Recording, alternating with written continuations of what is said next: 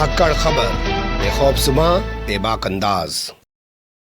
धाकड़ खबर के news room से मैं आपके साथ हूं अकरम रईस खान। सरकार द्वारा माफी दिए जाने के बाद जेल से रिहा होने वाले बिल्किस बानो के हत्या आरोपियों और बलात्कारियों को जिस तरह से गुजरात के भाजपा विधायक ने बड़ी बेशर्मी, बेहयाई और बेगैरती के साथ संस्कारी ब्राह्मण बता दिया था और पूरे मामले को दबाने छिपाने की एक नापाक कोशिश की थी, लगता है उसी सोच उसी विचार को आगे बढ़ाने का काम शुरू कर दिया है भोपू मीडिया और उसके दलाल चाटुकार दंगाई पत्रकारों ने। तभी तो आपकी नजरों के सामने से उत्तर प्रदेश की एक ऐसी सनसनीखेज वारदात को गायब कर दिया गया जिसको अंजाम दिया है गुप्ता बंधुओं ने। जी हां, गुप्ता बंधुओं के जरिए अंजाम दी गई एक ऐसी सनसनीखेज वारदात को भोपू मीडिया ने आपकी नजरों के सामने से गायब कर दिया है, जिसमें पिछड़े समाज से ताल्लुक रखने वाली एक बुजुर्ग महिला और उसकी 12 साल की मासूम नातिन को पेट्रोल डालकर जिंदा जलाकर मौत के घाट उतार दिया गया है। अभी तक जो जानकारी मैंने आपके सामने रखी उसे सुनने के बाद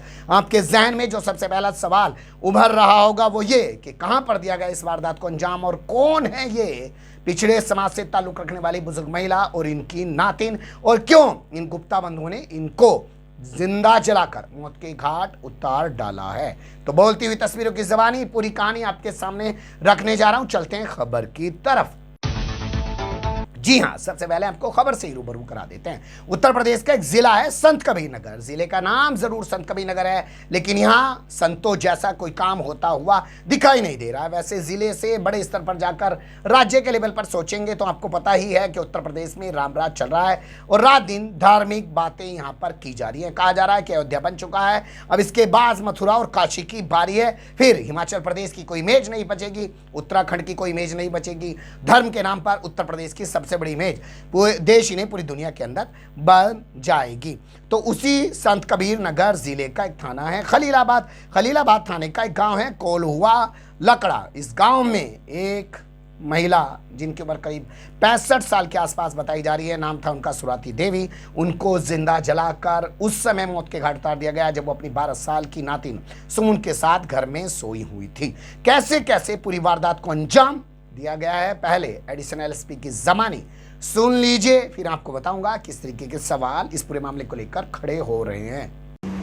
1 बजे के आसपास एक घटना घटी थी कोल्हुआ गांव में, थाना कोतवाली में, जिसमें एक महिला थी सुराती देवी 65 वर्ष के आसपास और उनकी नतिनी सुमन 12 वर्ष के आसपास थी। इनके ऊपर कुछ लोगों के द्वारा पेट्रोल जला के आग लगाकर मार डालने का प्रयास किया गया था, जिसमें बाद में अस्पताल में उनका देहांत हुआ था। उसी घटना का पुलिस कोतवाली की फोर्स सर्विलांस की टीम के द्वारा, स्वाद की टीम के द्वारा खुलासा किया गया है, जिसमें एक रविंद्रपुर शंभुनाथ गुप्ता हैं, वहीं उसी गांव के रहने वाले, जहां उनकी ससुराल है। ये पाली बेसिकली सजनमा के रहने वाले हैं और उसी गांव में इनकी ससुराल थी और इनकी पत्नी कहीं चली गई थी 1-1.5 महीने पहले। इन लोगों का एक शंका थी कि जो मृतका थी उनके लड़के के साथ वो भागी हुई हैं।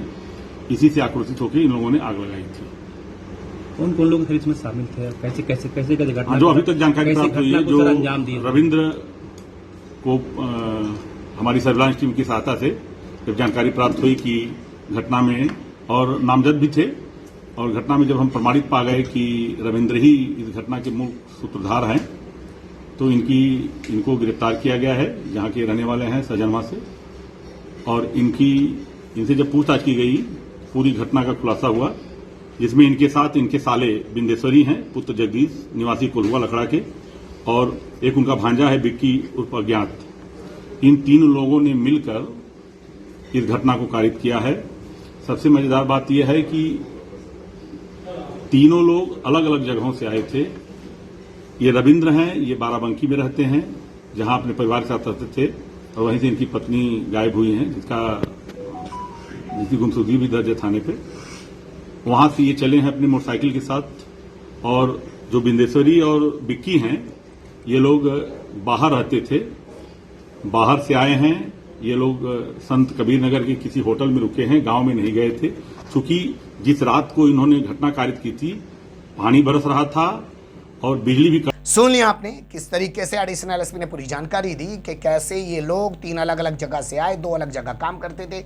एक व्यक्ति बाराबंकी का रहने वाला है जिसका नाम रविंद्र गुप्ता बताया जा रहा है। 1.5 महीने पहले उसकी पत्नी अपने प्रेमी के साथ भागी, उसके बाद इसके पति का खून खोलने लगा, यानी कि रविंद्र गुप्ता का खून खोलने लगा। रविंद्र गुप्ता ने अपने साले को साथ मिला लिया जिसका नाम बिंदुएश्वरी गुप्ता बताया जा रहा है, और अपने भांजे को भी साथ में मिला लिया जिसका नाम विक्की गुप्ता बताया जा रहा है। तीनों पहले होटल में रुके और उन्होंने फिर अपनी गाड़ी से पेट्रोल निकाला और घर पहुंचे और पेट्रोल डालकर इस बुजुर्ग महिला को और इसकी नातिन को जला डाला, क्योंकि इन लोगों को शक था कि इस बुजुर्ग महिला का बेटा और इस 12 साल की बच्ची का मामा ही रविंद्र गुप्ता की पत्नी को उसके छोटे से बच्चे के साथ लेकर भाग गया है और घर से नकदी और जेवरात और प्रॉपर्टी के कागजात न जाने क्या क्या लेकर गया है। अब आप खुद सोचिएगा कि क्या इस खबर को सिर्फ इसलिए नहीं दबाया गया है क्योंकि इसमें गुप्ता बंधुओं का नाम जुड़ा हुआ है। काश इस खबर में किसी अली, मोहम्मद अहमद या खान का नाम जुड़ा हुआ होता, तब भी क्या भूप मीडिया और उसके दलाल चाटुकार दंगाई पत्रकार इस खबर को ऐसे ही दबा देते। और क्यों ना कहा जाए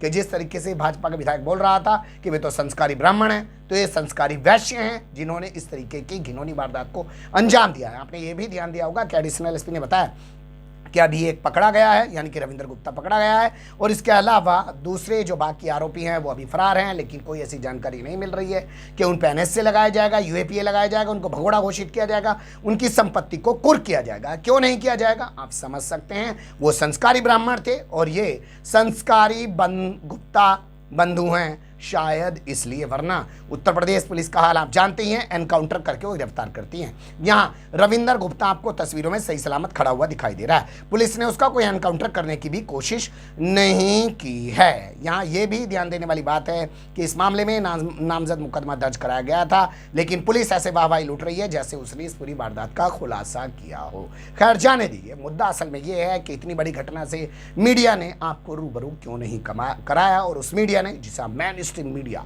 मुख्य धारा का मीडिया रात दिन बताते रहते हैं। बने रहिएगा धाकड़ खबर के साथ। फिलहाल कमेंट्स के रूप में आप लोग अपनी राय दे सकते हैं, खबर को लाइक कर सकते हैं, चैनल को सब्सक्राइब कर सकते हैं और ज़्यादा से ज़्यादा हमारी खबरों को शेयर कर सकते हैं। फिर ऐसे किसी सुलगते हुए या मुद्दे लेकर मैं आपके सामने हूँगा हाजिर। फिलहाल अभी मुझे दें इजाज़त।